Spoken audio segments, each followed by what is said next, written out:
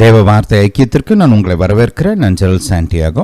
நீங்கள் கேட்டுக்கொண்டிருப்பது இயேசுவை அறிந்து கொள்ளுங்கள். இந்த ப்ரோக்ராமில் நாம் எக்ஸ்க்ளூசிவாக ஆண்டவராக இயேசுவை குறித்தும், அவர் யார், அவர் எப்படிப்பட்டவர், அவருடைய போதனைகள் என்ன, அவர் செய்த கிரியைகள் அற்புதங்கள் என்ன, அவருடைய மீட்பின் காரியங்கள் என்ன, எப்படி அவர் மனுக்குலத்தை மீட்டார் என்பதை குறித்தெல்லாம் நாம் தியானிக்க போகிறோம், படிக்க போகிறோம். நீங்கள் இயேசுவை அறியாதவர்கள் என்றால் இது உங்களுக்கு சரியான இடம். ஆண்டவராக இயேசுவை குறித்த சத்தியத்தை நீங்கள் பைபிளில் இருந்து இங்கே கற்றுக்கொள்வீங்க. அநேக நேரங்களில் நம்ம பல காரியங்களை இயேசுவை குறித்து கேள்விப்படுகிறோம். ஆனால் ஒரு சில காரியங்கள் வேதத்தின்படி கரெக்டாக இருக்கும். அநேக நேரங்களில் மக்கள் தங்களுடைய அபிப்பிராயங்கள், தங்களுடைய கருத்துக்களை இயேசுக்குள்ளே திணிச்சு அவரை ஒரு விதமாக போர்ட்ரே பண்ணுறாங்க, எடுத்து காமிக்கிறாங்க. பல நேரங்களில் அவர்கள் பிரதிபலிக்கும் இயேசு, அவர்கள் அங்கே நமக்கு எடுத்து காண்பிக்கும் அந்த இயேசு, பைபிளில் போதிக்கப்படுகிற இயேசுவும் வித்தியாசமாக இருப்பாங்க. ஏன்னா அவங்க தங்களுடைய சொந்த கருத்துக்களையும் அபிப்பிராயங்களையும் இயேசுக்குள்ளே திணிக்க பார்க்குறாங்க. இயேசு யார் என்பதை சொல்லும்போது தங்களுடைய கருத்துக்களை அவர் மேலே பதிக்க பார்க்குறாங்க. ஆனால் நம்ம இந்த ப்ரோக்ராமில் பைபிளில் இயேசுவை குறித்து என்ன போதிக்கப்பட்டிருக்கிறது அப்படின்றத சரியான விதத்தில், எளிதாக புரிந்து கொள்ளக்கூடிய விதத்தில் உங்களுக்கு எடுத்து காண்பிக்க போகிறோம். நீங்கள் இயேசு கிறிஸ்துவை அறிந்தவர்கள் என்றால் உங்களுடைய விசுவாசம் பலப்படும். இயேசுவை குறித்த அறிவிலே நீங்கள் இன்னும் அதிகமாக வளருவீர்கள், அவருடைய கிருபையில் வளருவீர்கள். இயேசுவை மற்றவர்களுக்கு நீங்கள் எப்படி அறிமுகப்படுத்துவது என்பதை கற்றுக்கொள்வீர்கள். அதுக்கான ஒரு ட்ரைனிங் உங்களுக்கு இங்கே உண்டாகும். ஹல்லேலூயா, ஹல்லேலூயா டு ஜீசஸ். சரி, ஜெபிக்கலாம். பிதாவே, இயேசுவின் நாமத்தினால் வருகிறோம். தாப்பனே, உமக்கு ஸ்தோத்திரம். பிதாவே, நீர் வானத்தையும் பூமியும் படைத்த சர்வ வல்லமையுள்ள தேவன். பிதாவே, பூமி அனைத்திற்கும் நீர்தான் தேவன். பிதாவே, எங்களை உருவாக்கினவர், தாயின் கர்ப்பத்திலிருந்து இன்று வரை எங்களை ஆதரித்து வருகிறவர், எங்களை மீட்டெடுத்தவர். பிதாவே, உம்மை நோக்கி பார்க்கிறோம். பிதாவே, நீர் எங்களுக்கு உம்முடைய வார்த்தைகளை போதிக்க வேண்டுமா ஜெபிக்கிறோம். எங்கள் ஆண்டவராகிய இயேசுவை நீர் எங்களுக்கு வெளிப்படுத்த வேண்டுமா ஜெபிக்கிறோம். ஆண்டவராகிய இயேசுவை குறித்த ஞானம், புத்தி, அறிவு, வெளிச்சம் எங்களுக்கு உண்டாகட்டும். பிதாவே, இயேசுவை குறித்த சரியான வெளிச்சத்தை நீர் எங்களுக்கு கொடுக்க வேண்டுமா ஜெபிக்கிறோம். பிதாவே, நீர் அப்படியே செய்கிறபடியால் ஸ்தோத்திரம். இயேசுவின் நாமத்தினால் பிதாவே, ஆமென். ஹல்லேலூயா, ஹல்லேலூயா டு ஜீசஸ். வாசிப்போம். மத்தேயு எழுதின சுவிசேஷம் 1ஆம் அதிகாரம். நாம் இதுவரையில் புதிய ஏற்பாட்டில் இருக்கிற இந்த 4 சுவிசேஷங்கள் மூலமாக இயேசுவை குறித்த 4 பிரதானமான வெளிப்பாடுகளை தியானித்து கொண்டு வருகிறோம். முதலாவது வெளிப்பாடு, இயேசு நித்திய தேவன், வானத்தையும் பூமியும் படைத்தவர். இரண்டாவது வெளிப்பாடு, இயேசு தேவகுமாரன், பரலோக பிதாவின் ஒரே குமாரனாக இருக்கிறார். அது இரண்டாவது வெளிச்சம்.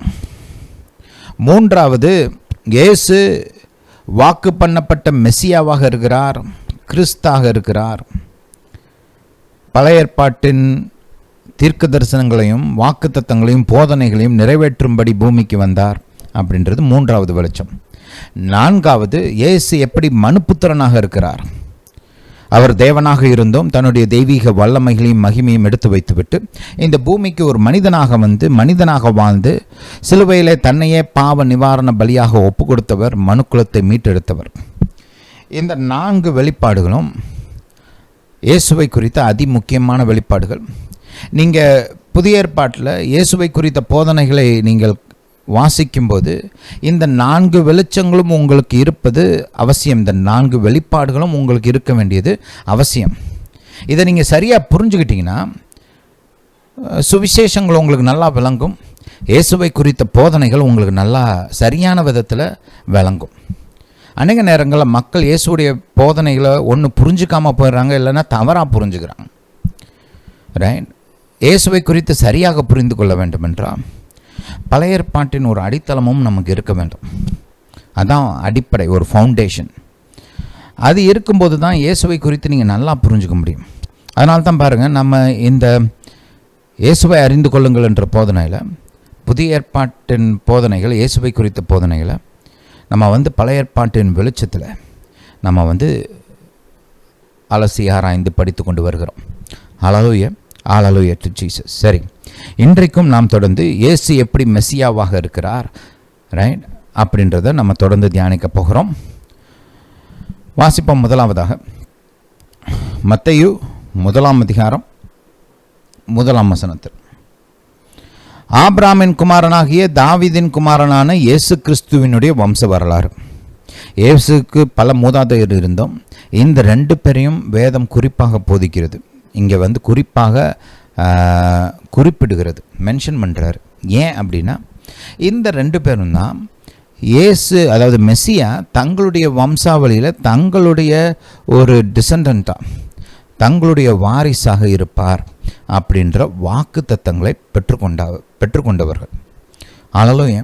அதனால்தான் இங்கே இந்த வசனத்தில் இயேசுதான் கிறிஸ்து என்று நமக்கு எடுத்து காட்டும்படி கொடுக்கப்பட்ட இந்த வம்ச வரலாறில் இவங்க 2 பேரையும் பரிசுத்த ஆவியானவர் குறிப்பாக மென்ஷன் பண்ணுறார்.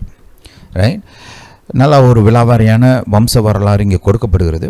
அதோடைய முடிவில் 16 வசனத்தை கவனிங்க. யாக்கோபு மரியாளுடைய புருஷனாகிய யோசேப்பை பெற்றான், அவளிடத்தில் கிறிஸ்து எனப்படுகிற இயேசு பிறந்தார். ரைட். அல்லேலூயா.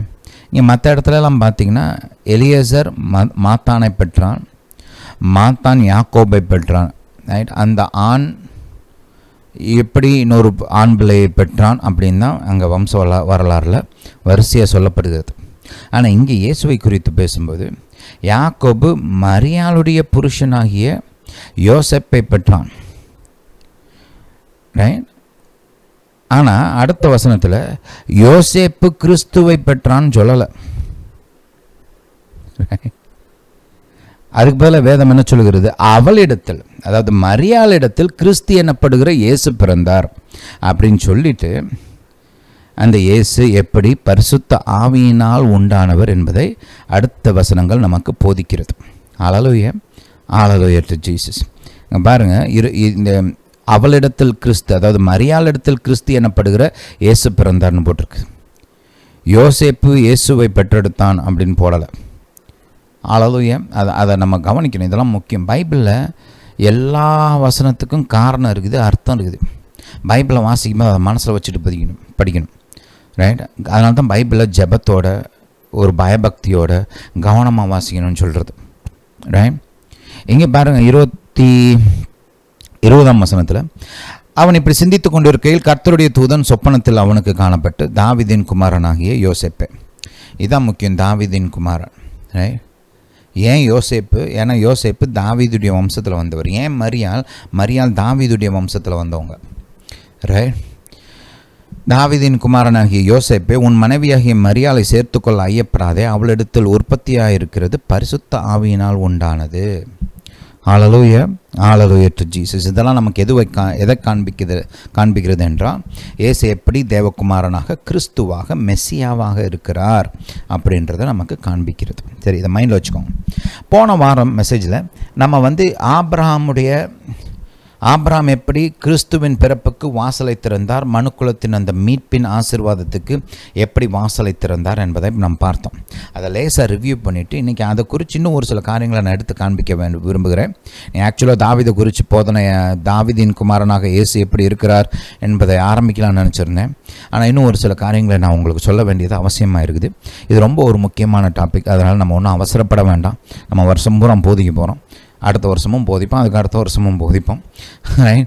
அதனால் நம்ம இதுக்கு ஒன்றும் அவசரப்பட்டு போகணும்னு அவசியம் கிடையாது. நம்மளுக்கு அந்த லிமிட்டேஷன் கிடையாது, டைம் லிமிட்லாம் கிடையாது, சிலபஸை வேகமாக முடிக்கணுன்ற அவசியம்லாம் கிடையாது. ரைட். அதனால் நிதானமாக, கவனமாக, ரைட், நம்ம இந்த சத்தியங்களை தியானிப்போம். அல்லேலூயா. சரி,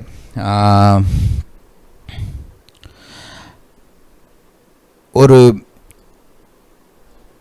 மீட்பிற்கு ஒரு சில காரியங்கள் முக்கியமான சத்தியங்களாக இருக்கிறது. உதாரணமாக, ஆதாம் யார் அப்படின்றத நம்ம புரிஞ்சுக்கணும். அதை போன வாரம் பார்த்தோம், அதை லேசாக ரிவ்யூ பண்ணுவோம்.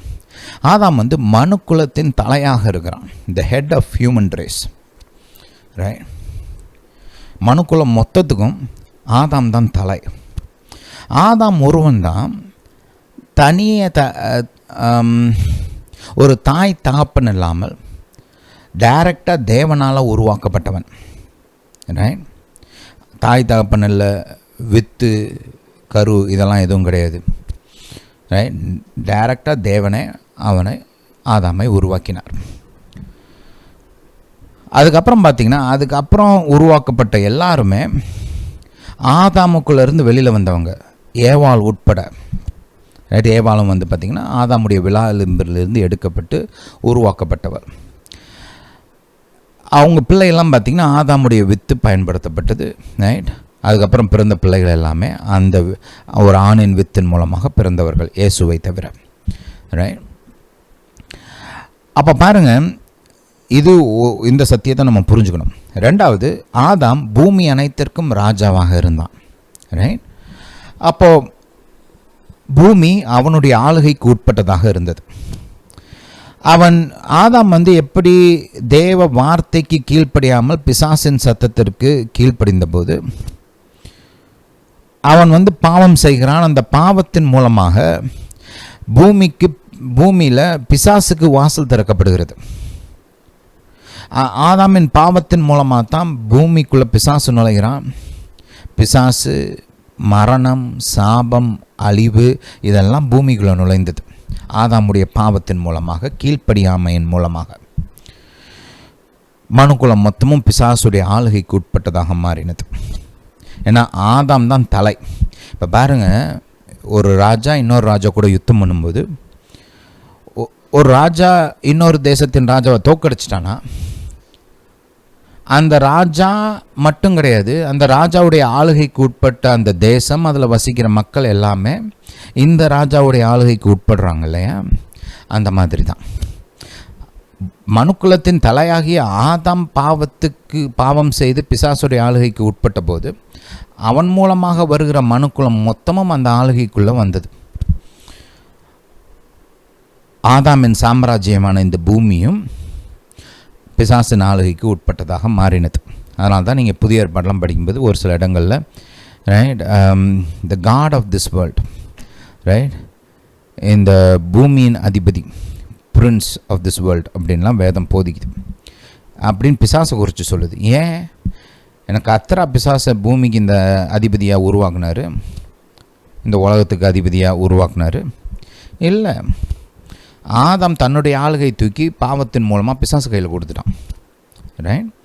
இதை நம்ம புரிஞ்சுக்கணும். இப்போது ஒரிஜினலாக பாருங்கள், கர்த்தர் வந்து பூமியை மனுஷனுடைய ஆளுகைக்கு உட்படுத்தியிருந்தார்.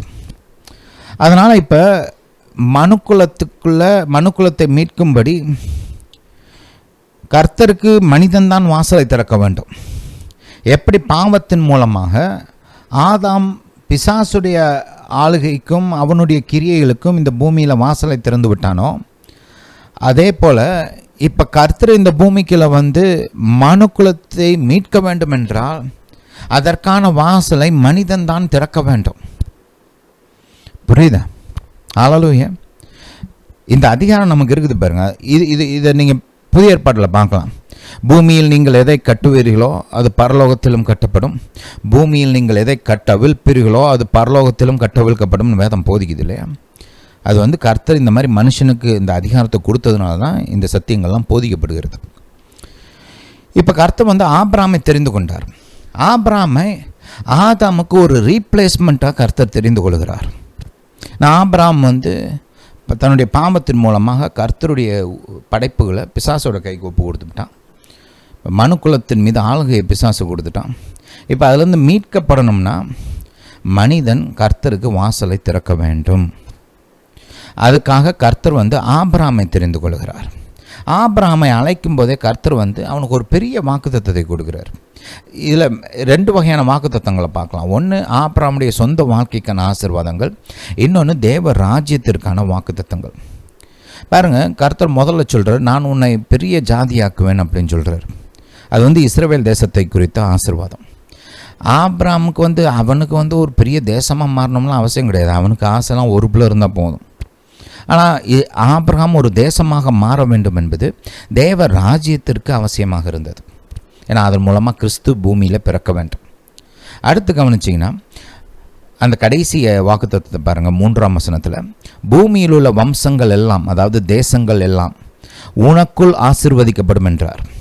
எப்படி ஆபிரகாம் மீது இருந்த ஆசீர்வாதம் இல்லை ஆதாம் மீது இருந்த ஆசீர்வாதம் இல்லை ஆதாம் மீது இருந்த சாபம் மனுக்குலம் மொத்தத்தையும் பாதித்ததோ, அதே போல் இங்கே கர்த்தர் இந்த ஆபிரகாமை பூமி அனைத்திற்கும் ஆசீர்வாதமாக இருக்க வேண்டும் என்று ஏற்படுத்தினார்.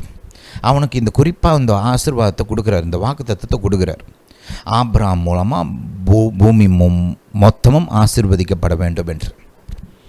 புரியுதா? ஹல்லேலூயா, ஹல்லேலூயா டு ஜீசஸ். அடுத்து பாருங்கள், ரெண்டாவது, ஆபிரகாமோடு கூட கர்த்தர் உடன்படிக்கை செய்கிறார். 2 உடன்படிக்கைகளை செய்கிறார். 15ஆம் அதிகாரத்தில் உடன்படிக்கை பண்ணி இஸ்ரவேல் தேசத்தை அவனுக்கு சொத்தாக, அவனுக்கும் அவன் சந்ததிக்கும் சொத்துரிமையாக எடுத்து கொடுக்கிறார், இரத்த உடன்படிக்கை மூலமாக. இது ஒரு உடன்படிக்கை. அதே மாதிரி 17ஆம் அதிகாரத்தில் இன்னொரு உடன்படிக்கை செய்யப்படுகிறது. இந்த உடன்படிக்கை பார்த்திங்கன்னா இது குறிப்பாக ஆபிரகாமுக்கு அவ்வளோ ஒன்றும் அவசியம் கிடையாது, ஆனால் தேவ ராஜ்யத்துக்கு ரொம்ப முக்கியம். ஏன்னா இந்த ஆபிரகாமை பயன்படுத்தி கர்த்தர் மனுக்குலம் மொத்தத்தையும் ஆசீர்வதிக்க வேண்டும். இவன் மூலமாக ஒரு தேசம் உருவாகணும், அந்த தேசத்தின் மூலமாக கிறிஸ்து வர வேண்டும், கிறிஸ்து மூலமாக உலக மக்கள் பூரா தேவராஜ்யத்துக்குள்ளே வர வேண்டும் என்ற ஒரு பெரிய திட்டத்தை வைத்திருந்தார். அந்த திட்டம் நிறைவேறும்படியாக இந்த உடன்படிக்கையை 17ஆம் அதிகாரத்தில் கர்த்தர் ஆபிரகாமோடு செய்கிறார். அங்கே செய்து அந்த உடன்படிக்கையை செய்து அப்போ தான் விருத்த சேதனத்தை அந்த உடன்படிக்கைக்கான அடையாளமாக கொடுக்கிறார். ஹல்லேலூயா. இப்படி செய்யும்போது கர்த்தர் ஒன்று சொல்கிறாரு பாருங்க, 4ஆம் வசனத்தை கவனிப்போம். நான் உன்னோட பண்ணுகிற என் உடன்படிக்கை என்னவென்றால், நீ திரளான ஜாதிகளுக்கு தகப்பனாவாய். ரைட், இங்கே திரளான ஜாதிகளுக்கு தகப்பனாவாய்ன்ற இந்த வசனத்தையும் அங்கே முதல்ல கொடுக்கப்பட்ட அந்த வாக்குத்தத்தம், பூமியில் உள்ள வம்சங்கள் எல்லாம் உனக்குள் ஆசீர்வதிக்கப்படும், இது ரெண்டையும் கம்பைன் பண்ணிங்கன்னா பேசிக்காக நம்ம சொல்லலாம், பூமியில் உள்ள ஜாதிகள் எல்லாம், பூமியில் உள்ள வம்சங்கள் எல்லாத்துக்கும் ஆபிரகாம் தகப்பனாவான். ரைட், இதை நம்ம இன்றைக்கி பார்க்குறோம். ஏன்னா சுவிசேஷத்தின் மூலமாக இயேசு கிறிஸ்துவை ஏற்றுக்கொண்ட எல்லா விசுவாசிகளும், இன்றைக்கி பூமியில் இருக்க எல்லா கண்டத்திலையும் எல்லா தேசங்களில் இருக்கிற விசுவாசிகளும் ஆபிரகாமின் ஆவிக்குரிய வித்தாக அழைக்கப்படுகிறார்கள். கர்த்தரை சொல்கிறார், நீ இயேசு கிறிஸ்துவுக்கு சொந்தமானவன் என்றால் நீ ஆபிரகாமின் வித்து. இன்றைக்கி பேசிக்காக ஆபிரகாமுக்கு பிள்ளைகள் பாருங்கள், பூமியில் உள்ள எல்லா தேசங்களையும் இருக்கிறாங்க. ஹல்லேலூயா, புரியுதா? ரைட், அப்போ இதை மைண்டில் வச்சுக்கோங்க. இப்போ ஆபிரகாம் ஆதாமுக்கு ஒப்பான ஒரு இடத்துல இருக்கிறார். எப்படி ஆதாமுடைய அதிகாரம் பூமி அனைத்தையும் தொட்டதோ, ரைட், ஆபிரகாமுடைய அந்த அதிகாரமும் பூமி முழுவதையும் தொடுகிறது. நீங்கள் ரோமருக்கு எழுதின நிருபத்துக்கு போங்க. ரோமருக்கு எழுதின நிருபம் 13ஆம் அதிகாரத்தை கவனிங்க. ரோமர் 4ஆம் அதிகாரம் 13ஆம் வசனம். அன்றியும் உலகத்தை சுதந்திரிப்பான். எதை சுதந்திரிப்பான் சொல்லுங்க? உலகத்தை சுதந்திரிப்பான் என்கிற வாக்குத்தத்தம் ஆபிரகாமுக்காவது அவன் சந்ததிக்காவது நியாயப்பிரமாணத்தினால் கிடையாமல் விசுவாசத்தினால் வருகிற நீதியினால் கிடைத்தது. பாருங்க, இந்த உலகத்தை கர்த்தர் யாருக்கு கொடுத்துருக்கிறார்? யார் கையில் கொடுத்துருக்கிறாரு? ஆபிரகாம் கையில் கொடுத்துருக்கிறார். எப்படி ஆதாம் இந்த உலகத்துக்கு சுதந்திரவாளியாக இருந்தானோ, அதே போல் இப்போ ஆபிரகாமும் உலகத்துக்கு சுதந்திரவாளியாக மாறியிருக்கிறான். கர்த்தர் அவரை எப்படி ஏற்படுத்தியிருக்கிறார். இப்போ ஆபிரகாமுடைய கீழ்ப்படிதல் பூமி முழுவதுக்கும் ஆசீர்வாதத்தை கொண்டு வரக்கூடிய காரியமாக இருந்தது. புரியுதா? எப்படி ஆதாமுடைய கீழ்ப்படியாமை பூமிக்குள்ள பிசாசு, சாபம், மரணம், நாசம், பாவம் எல்லாத்தையும் கொண்டு வந்துச்சோ, அதே போல் இப்போ ஆபிரகாமுடைய கீழ்ப்படிதல் பூமி முழுவதற்கும் ஆசீர்வாதத்தை கொண்டு வர முடியும். ஏன்னா ஆபிரகாம் இப்படிப்பட்ட ஸ்லாக்கியங்களை பெற்றவனாக இருந்தான். பூமியில் உள்ள வம்சங்கள் எல்லாம் உனக்குள் ஆசீர்வதிக்கப்படும் என்ற வாக்குத்தத்தத்தை பெற்றிருந்தான். கர்த்தருடைய உடன்படிக்கை நண்பனாக இருந்தான். பூமியில் சகல ஜாதிகளுக்கும் தகப்பனாக இருந்தான். பூமி முழுவதையும் சுதந்திரமாக பெற்ற மனிதனாக இருந்தான். இப்போ இவன் ஆதாமை போலவே இருக்கிறான். இப்படிப்பட்ட ஆபிரகாமுக்கு கர்த்தர் ஒரு கட்டளை கொடுக்குறார். என்ன கட்டளை? உன் பிள்ளைய நீ எனக்கு பலியாக கொடு. இப்போது ஆபிரகாம் தன்னுடைய பிள்ளையை கர்த்தர் கேட்டார்னு பலி கொடுத்தான்னா, அது லீகலாக, சட்டப்பூர்வமாக கர்த்தருக்கு பூமிக்குள்ளே நுழைஞ்சு மனுக்குலத்தை மீட்பதற்கான வாசலை திறந்து விடுது. ஆபிரகாம் தன்னுடைய பிள்ளையை கொடுத்தான் இல்லையா? இப்போ அவனை மீட்பதற்கு, அவன் சந்ததியை மீட்பதற்கு கர்த்தர் வந்து தன்னுடைய பிள்ளையும் பலியாக கொடுக்கலாம். சட்டபூர்வமாக அதுக்கு இப்போ இடம் உண்டாயிருச்சு, வாசல் திறக்கப்பட்டது. அதுக்கு தான் இந்த இந்த இந்த பலி. ரைட்? இப்போ பேக்ரவுண்டு புரியுதா? ஹல்லேலூயா. அதனால தான் வந்து பாருங்கள், மெஸ்ஸியா ஆபிரகாமுடைய பிள்ளையாக தான் இருக்கணும். அதனால தான் அங்கே வந்து உங்களுக்கு ஒரு பெரிய அந்த அந்த வம்சாவளி அட்டவணை மாதிரி ஒன்று கர்த்தர் கொடுத்துருக்கிறார். ஹல்லேலூயா. வம்ச வரலாறு அங்கே கொடுத்துருக்கிறார். சரி, இதை மைண்டில் வச்சுக்கோங்க. இப்போ 16ஆம் வசனத்தை பார்ப்போம். கர்த்தர் வந்து ஆபிரகாம்கிட்ட பேசுகிறாரு. நீ உன் புத்திரன் என்றும் உன் ஏகசுதன் என்றும் பாராமல் அவனை ஒப்பு கொடுத்து இந்த காரியத்தை செய்தபடியாலும் நான் உன்னை ஆசீர்வதித்து உன் சந்ததியை வானத்தின் நட்சத்திரங்களைப் போலவும் கடற்கரை மணலைப் போலவும் பெருக பண்ணுவேன் என்றும் உன் சந்ததியார் தங்கள் சத்துருக்களின் வாசல்களை சுதந்திரித்துக் கொள்வார்கள் என்றும். ஏன்னா பாருங்கள், உன் சந்ததியார்னா இது இந்த சந்ததி இதெல்லாக்குள்ளே வந்து அவருடைய சரீரப்பிரகாரமான சந்ததியாகிய இஸ்ரவேலும் இருக்குது, ஆவிக்குரிய சந்ததியாகிய சபையும் இருக்கிறது. ரைட்? அதை நம்ம வேதத்திலேருந்து பல முறை எடுத்து காமிச்சிட்டேன் இந்த போதனையில். அதனால் நான் அதுக்குள்ளே திரும்ப போக விரும்பலை. அந்த பாயிண்ட்டை நினைவுபடுத்துகிறேன் உங்களுக்கு. ஹல்லேலூயா. நீ என் சொல்லுக்கு கீழ்ப்படிந்தபடியா உன் சந்ததிக்குள் பூமியில் உள்ள சகல ஜாதிகளும் ஆசீர்வதிக்கப்படும் என்றும் என் பேரில் ஆணையிட்டேன் என்று கர்த்தர் சொல்லுகிறார் என்றார். இந்த உன் சந்ததின்ற வார்த்தை வந்து கிறிஸ்துவை குறிக்கிறது என்று கலாத்தியர் 3ஆம் அதிகாரம் 16ஆம் வசனம் நமக்கு தெளிவாக போதிக்கிறது. அப்போ இங்கே பாருங்கள், இந்த கீழ்ப்படுதலின் மூலமாக ஆபிரகாம் கிறிஸ்து அவருடைய சந்ததியில் பிறப்பார், அந்த கிறிஸ்துவின் மூலமாக மனுக்குலம் மொத்தமும் ரட்சிக்கப்படும் என்ற வாக்கு தத்தத்தை பெற்றிருந்தார். ஹல்லேலூயா. கலாத்தியர் 3 அந்த வசனத்தை வாசிச்சிருவோம். ஆபிரகாமுக்கும் அவனுடைய சந்ததிக்கும் வாக்குத்தத்தங்கள் பண்ணப்பட்டன, சந்ததிகளுக்கு என்று அநேகரையும் குறித்து சொல்லாமல் உன் சந்ததிக்கு என்று ஒருவனை குறித்து சொல்லியிருக்கிறார், அந்த சந்ததி கிறிஸ்துவே. ஹல்லேலூயா. ஆகையால் பாருங்கள், ஆபிரகாம் உடைய கீழ்ப்படிதல் கிறிஸ்து இந்த பூமியில் பிறப்பதற்கான வாசலை திறந்துவிட்டது. மனுக்குலம் மொத்தமும் ரட்சிக்கப்படுவதற்கும் நித்திய ஜீவனை பெற்றுக்கொள்வதற்கும் பாவ மன்னிப்பை பெற்றுக்கொள்வதற்கும் மீட்பை பெற்றுக்கொள்வதற்கும் ஆசீர்வாதத்தை பெற்றுக்கொள்வதற்கும் ஆபிரகாமுடைய இந்த கீழ்ப்படிதல் வாசலை திறந்துவிட்டது. இன்றைக்கி இன்னும் கொஞ்சம் இந்த காரியத்தை குறித்து கொஞ்சம் பார்ப்போம். இந்த காரியங்களை குறித்து மரியாளும் ஜக்கரியா, இயேசுவின் தாயாகிய மரியாளும் யோவான் ஸ்நானகனின் தாப்பனாகிய ஜக்கரியாவும் தீர்க்க தரிசனமாக ஒரு சில காரியங்களை சொல்லியிருக்கிறாங்க. என்ன சொன்னாங்கன்னு கொஞ்சம் பார்ப்போம். முதல்ல பாருங்கள், மரியாள் அவங்க வந்து கப்ரியேல் தூதன் அவங்களுக்கு தரிசனமாகி இயேசு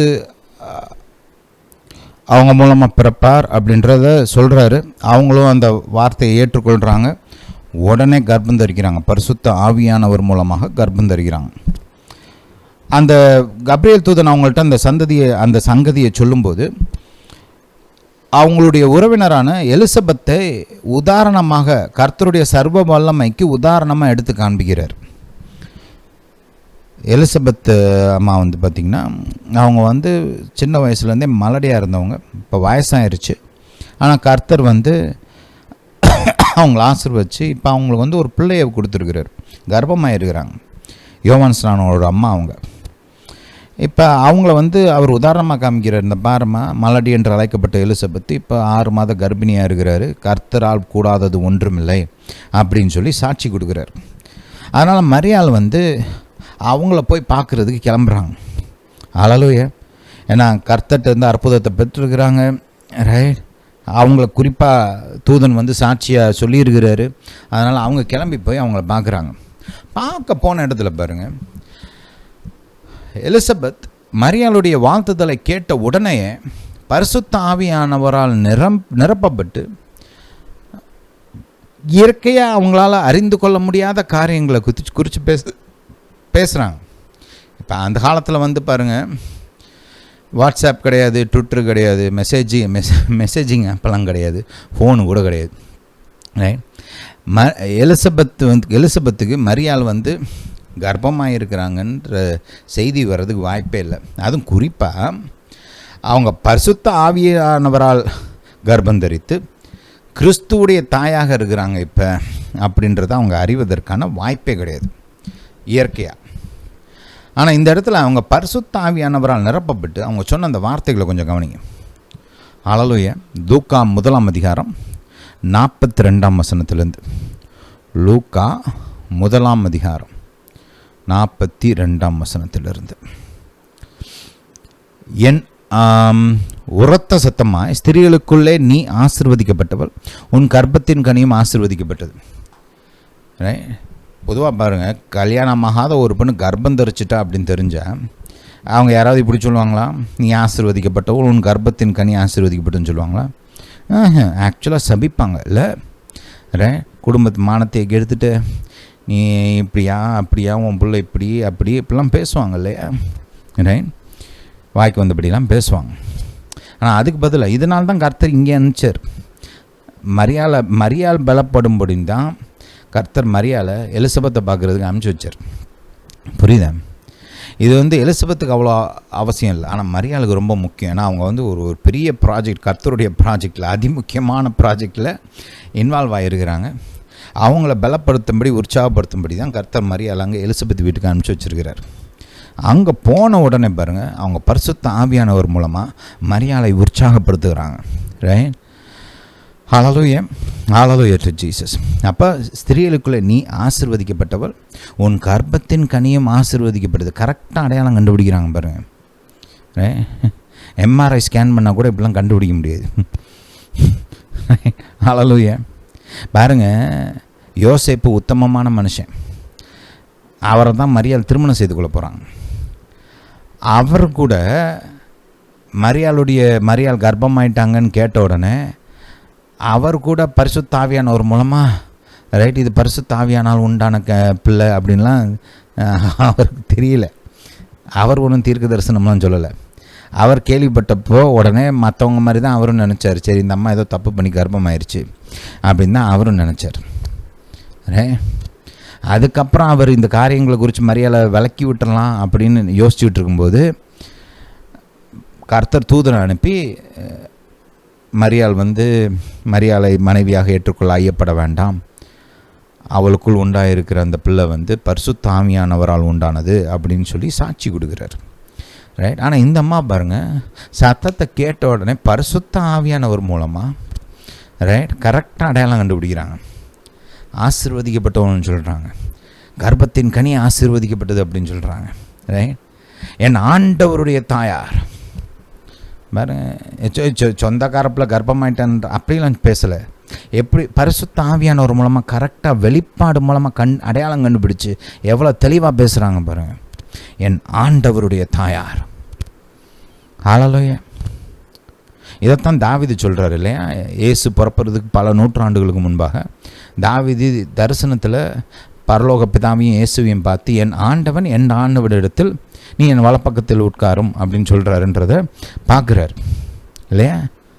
அந்த மாதிரி தான் இந்த அம்மா தீர்க்கதனா பரிசுத்த ஆவியானவர் மூலமாக அப்படி கரெக்டாக இயேசுவை ஆண்டவர் அப்படின்னு சொல்கிறாங்க.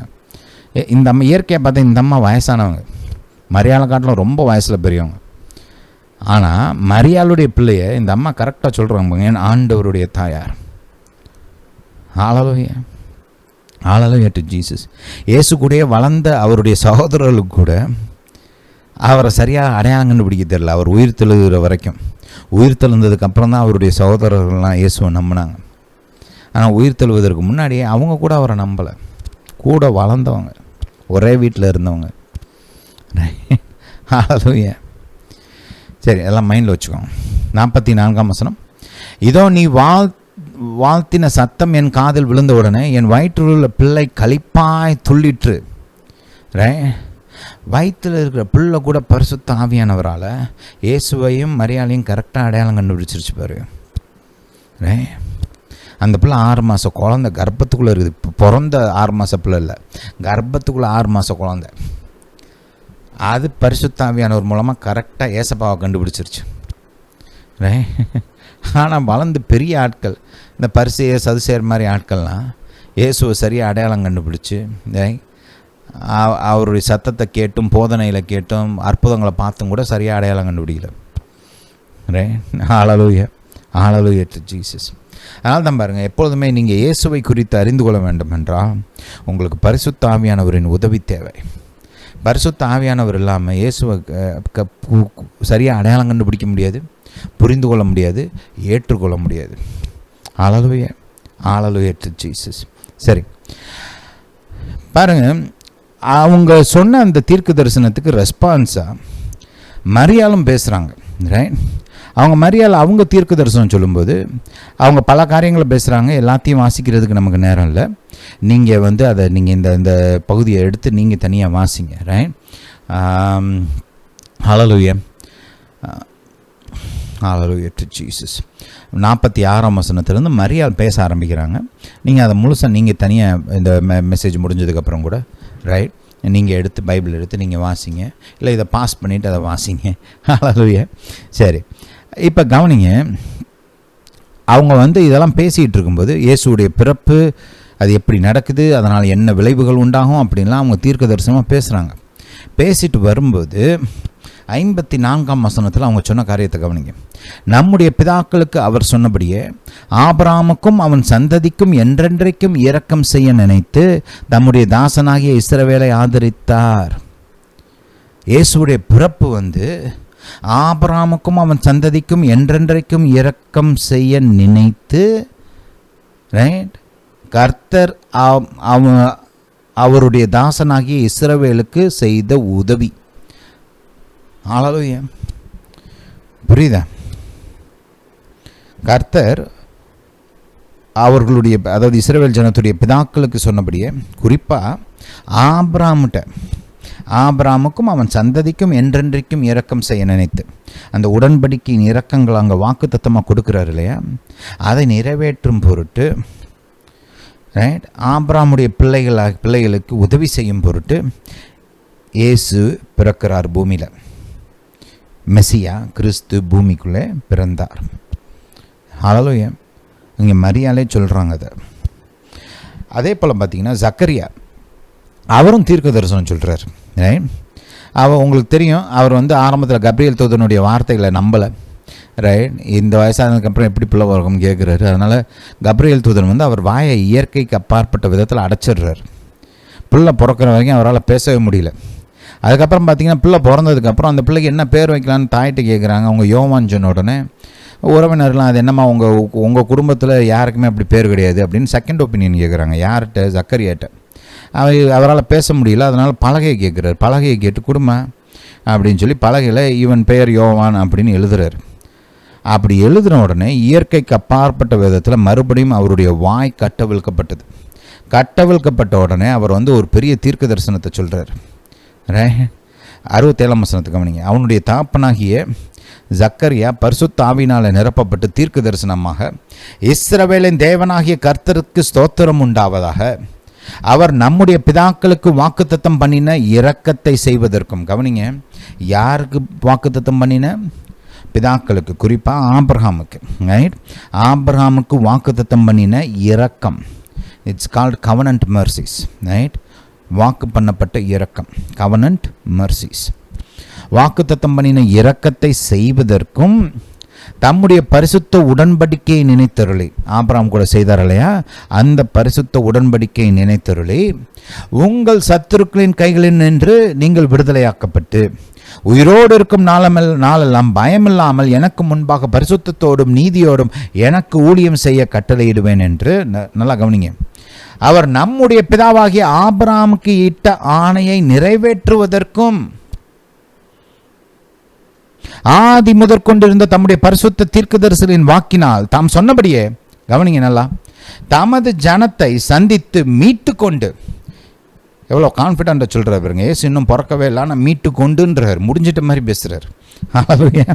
தமது ஜனத்தை சந்தித்து மீட்டு கொண்டு நம்முடைய சத்துருக்களின் நின்றும் நம்மை பாய்க்கிற யாருடைய கைகளில் நின்றும் நம்மை ரட்சிக்கும்படிக்கு தம்முடைய தாசனாகிய தாவீதின் வம்சத்தில் நமக்கு ரட்சணிய கொம்பை ஏற்படுத்தினார்.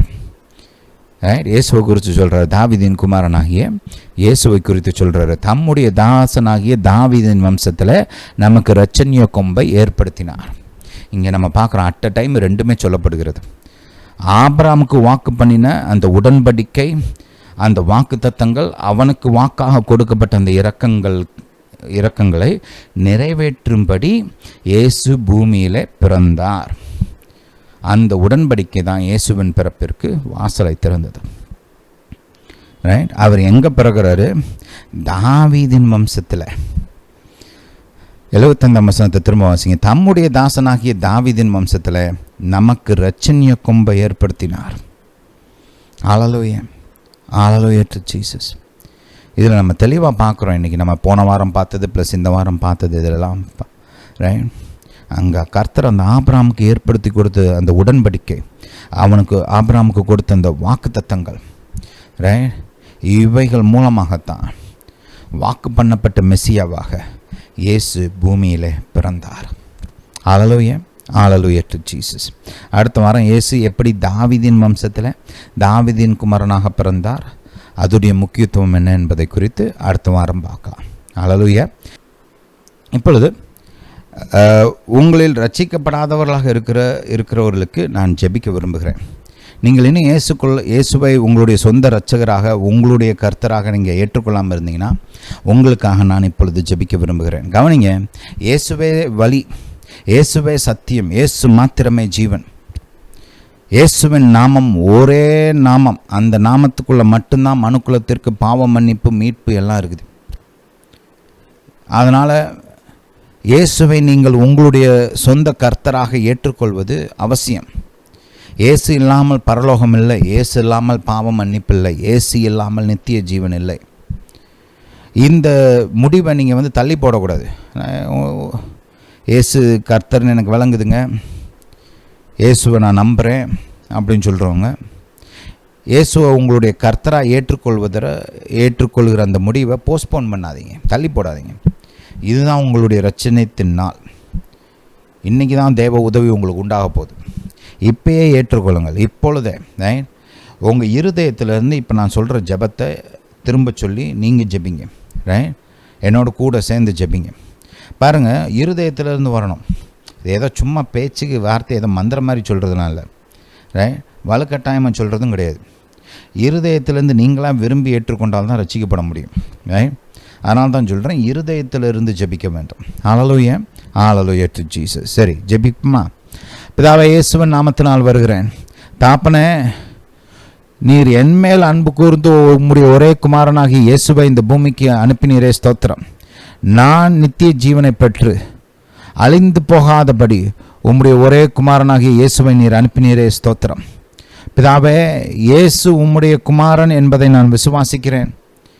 இயேசு என்னுடைய பாவத்திற்காக சிலுவையில் மரித்தார் என்பதை விசுவாசிக்கிறேன். இயேசு அடக்கம் பண்ணப்பட்டார், 3ஆம் நாளிலே உயிரோடு கூட எழுந்தார் என்பதை நான் விசுவாசிக்கிறேன். இயேசுவுடைய இரத்தம் என்னுடைய பாவங்கள் அனைத்திற்கும் மன்னிப்பை உண்டாக்கும், என்னுடைய பாவங்களை கழுவும். எனக்கு நித்திய மீட்பை இயேசுவின் இரத்தத்தின் மூலமாக நீங்கள் கொடுத்துருக்கிறீங்க அப்படின்றத நான் விசுவாசிக்கிறேன். இப்பொழுது நான் இயேசுவை என்னுடைய சொந்த இரட்சகராக, என்னுடைய சொந்த கர்த்தராக ஏற்றுக்கொள்கிறேன். இப்பொழுது இயேசுவை நான் அறிக்கை செய்கிறேன். இயேசுவே என் கர்த்தர், இயேசுவே என் இரட்சகர். பிதாவே, உம்முடைய வார்த்தையின் அடிப்படையில் நான் இப்பொழுது ரட்சிக்கப்பட்டிருக்கிறேன். பிதாவே, நீர் என்னை உம்முடைய பிள்ளையாக மாற்றினபடியால் ஸ்தோத்திரம். தாப்பனே, உம்முடைய குடும்பத்தில் ஒருவனாக என்னை மாற்றினபடியால் ஸ்தோத்திரம். பிதாவே, இனி நீர் என் வாழ்க்கையை வழி நடத்த வேண்டுமா ஜெபிக்கிறேன். பிதாவே, என் வாழ்க்கையை நீங்கள் பொறுப்பெடுத்து வழி நடத்த வேண்டுமா ஜெபிக்கிறேன். பிதாவே, உம்முடைய பாதைகள், உம்முடைய வார்த்தைகளை எனக்கு வெளிப்படுத்துங்க. ஒரு நல்ல சபையில், பைபிளை போதிக்கிற ஒரு நல்ல சபையில் சேர எனக்கு உதவி பண்ணுங்க, வழி நடத்துங்க. பிதாவே, உம்முடைய உதவிக்காய் ஸ்தோத்திரம். இயேசுவின் நாமத்தினால் பிதாவே, ஆமென். ஹல்லேலூயா, ஹல்லேலூயா டு ஜீசஸ். இந்த ஜெபத்தை நீங்கள் உங்கள் இருதயத்தில் இருந்து செய்திருந்தீங்கன்னா நீங்கள் இப்போ ரட்சிக்கப்பட்டிருக்கிறீங்க, தேவனுடைய பிள்ளையாக இருக்கிறீங்க. அனுதினமும் பைபிள் வாசிக்கணும். பழைய ஏற்பாடு வாசிங்க, புதிய ஏற்பாடையும் வாசிங்க. வாசிப்பது ரொம்ப முக்கியம். பைபிள் வாசிக்காமல் கிறிஸ்துவ வாழ்க்கை வாழவே முடியாது. அதே போல் அனுதினமும் பிதாவின் இடத்துல இயேசுவின் நாமத்தினால் ஜெபிங்க. கர்த்தர் உங்களுக்கு பதில் கொடுப்பார். உங்கள் வாழ்க்கையை குறித்து பேசுங்க, குடும்பத்தை குறித்து பேசுங்க, உங்களுடைய பிரச்சனைகளை கர்த்தர்கிட்ட சொல்லுங்கள், உங்கள் ஆசைகள், உங்கள் திட்டங்களெல்லாம் கர்த்தர்கிட்ட சொல்லுங்கள். கர்த்தர் உங்களோடு கூட இடைப்படுவார், உங்களுக்கு பதில் கொடுப்பார், உங்களுக்கு உதவி செய்வார். ஹல்லேலூயா, ஹல்லேலூயா டு ஜீசஸ். அதே போல் கர்த்தர் உங்களை வழிநடத்த வேண்டும் என்று கேட்டுக்கொண்டு ஒரு நல்ல சபையில் ஜாயின் பண்ணுங்கள். பைபிளை போதிக்கிற நல்ல சபையாக இருக்கணும். Right, correct. ஹல்லேலூயா. அப்படிப்பட்ட ஒரு நல்ல சபையில் நீங்கள் போய் சேர வேண்டியது அவசியமாக இருக்கிறது. மற்ற கிறிஸ்துவ விசுவாசிகளின் ஐக்கியம் உங்களுக்கு ரொம்ப தேவை. ரைட், இயேசுவை விசுவாசிக்கிற மற்ற விசுவாசிகளுடைய ஐக்கியம் உங்கள் வாழ்க்கைக்கு ரொம்ப முக்கியம். அதனால் பைபிளை போதிக்கிற ஒரு நல்ல சபையில் போய் கட்டாயமாக ஜாயின் பண்ணுங்கள். ஒவ்வொரு வாரமும் ஞாயிற்றுக்கிழமைகள் சாயங்காலம் 6 மணிக்கு நம்ம தமிழ் இயேசுவை அறிந்து கொள்ளுங்கள் தமிழ் மெசேஜ் போடுறோம். இங்கிலீஷில் இன்ட்ரடியூசிங் ஜீசஸ்ன்னு சொல்லி 4 மணிக்கு போடுவோம். அந்த மெசேஜஸ் கேளுங்க. இயேசுவை நீங்கள் இன்னும் நன்றாக அறிந்து கொண்டு அவருடைய விசுவாசத்தில் பலப்பட ஒரு நல்ல கிறிஸ்துவ வாழ்க்கையை வாழ உங்களுக்கு உதவி செய்யும். அதே போல் வாரம் பூரா நம்ம கர்த்தருடைய வார்த்தையிலிருந்து பல போதனைகளை வெளியிடுறோம். நம்ம யூடியூப் சேனலில் நீங்கள் அந்த போதனைகள்லாம் கேட்டு ஆசீர்வதிக்கப்படலாம். ஹல்லேலூயா, ஹல்லேலூயா டு ஜீசஸ். சரி, இந்த போதனையை நீங்கள் உங்கள் குடும்பத்தார், உற்றார், உறவினர்கள், நண்பர்கள், உங்களுக்கு தெரிந்த மற்ற விசுவாசிகள், உங்களுக்கு தெரிந்த ஊழியக்காரங்களுக்கு அனுப்பிச்சு வைங்க. கர்த்தர் உங்களை ஆசீர்வதிப்பார். ஹல்லேலூயா டு ஜீசஸ். இந்த போதனையை கேட்டபடியால் நன்றி. கர்த்தர் உங்களை ஆசீர்வதிப்பாராக. நம்முடைய இயேசு ராஜா சீக்கிரம் வருகிறார்.